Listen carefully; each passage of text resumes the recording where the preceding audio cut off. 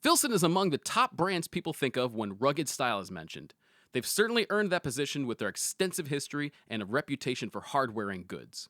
However, Filson is far from the small Seattle outfit shop that catered to the working class of the day.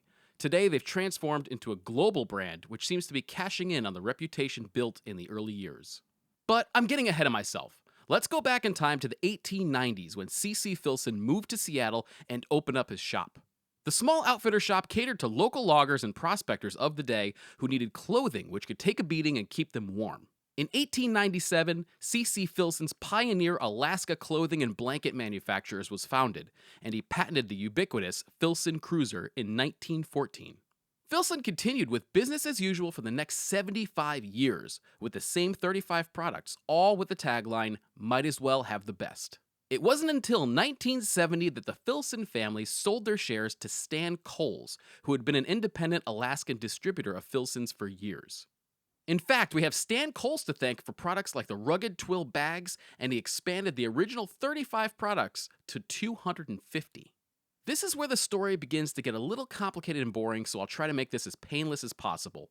In 2005, Doug Williams and Brentwood Associates acquired a minority share in Filson and renamed it Filson Holdings. From there, Filson was influenced by a revolving door of executives. Doug Williams was formerly of Ralph Lauren and was responsible for the outsourcing of Filson bags to the Dominican Republic. Then we had Bill Kulzicki, who was known for introducing the Filson Passage line of nylon products.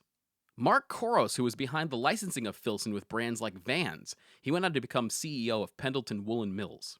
Then Brentwood Associates sold Filson to Bedrock Manufacturing LLC, where even more people had a seat at the executive table.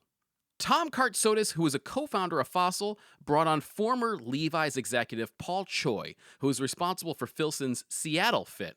Oh, and for increasing prices by 20% across the board. Alan Kirk took over in 2013, opened a factory and store in Seattle, which you can still visit today. And as a side note, this is where most of their bags are currently made. Paul Choi was then replaced with Alex Carlton, formerly of LL Bean, and President Gray Madden, formerly of Burberry Watches. But in the beginning of 2017, Gray Madden quietly left the company, and a company spokeswoman said that Madden's responsibilities had been absorbed into various other people's scope of work. And after all the hands in the pot of Filson, the brand finds itself in a unique position today. Filson is selling an image as much as a product, with marketing strategies to attract those who romanticize a rugged lifestyle rather than live it. They've become like the Range Rover. Their products have the capability to be used for work and their original purpose, but are priced as luxury goods. Filson has worked with artists like Mumford & Sons to appeal to the modern urban lumberjack type, whose biggest workplace hazard is burns from their AeroPress. Now, it's easy to pick on these guys, and really, I think anybody should be able to wear whatever they want, but this demographic is a far cry from the working class guys who helped build the company. Filson does seem to be getting back to their roots, though, with their new line of CCF workwear, appropriately named after their founder. Some of the best products you can get today from Filson include anything made out of their mackinaw wool, their rugged twill luggage, tin pants, and some of their partnership products. They've worked with brands like Fisher Blacksmithing, White's Boots, and Nick's Boots. I also really like their restoration department where they take worn out products and give them new life, all in their flagship Seattle factory store. Just be prepared to pay an arm and a leg for these things.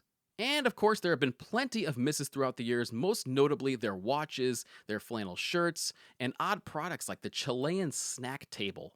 Today, Filson finds himself in competition with great small brands domestically and abroad who are making incredible stuff the way that they began making them. Now, the huge machine of Filson doesn't show any sign of slowing down, but at the same time, I have a hard time paying $125 for one of their shirts, which is made in Sri Lanka, when I can buy something equivalent from any number of great domestic brands, or even Japanese brands, or even brands in Portugal. There are plenty of small startups who offer a bigger bang for the buck. While you can't deny Filson's historic impact or the fact that they opened many people's eyes to well-made products, the Filson of today is a far cry from the Filson that existed even 25 years ago. So what do the next 100 years hold for Filson? Well, only time will tell. But with so many great small brands nipping at their heels, it's going to be harder and harder for them to keep up at their current prices. Thank you so much for watching. I want to know what you think about Filson, so please let me know in the comments below, and I'll catch you next time. Thank you so much for watching this video. You've made it all the way to the end screen. I'm not really sure what you expect from me at this point. The video is over. But if you want to help me out, please like, subscribe, leave me a comment. All that stuff really does help. Or you can watch one of these other videos which appear somewhere here, there. Where is it? Let me know. Am I close?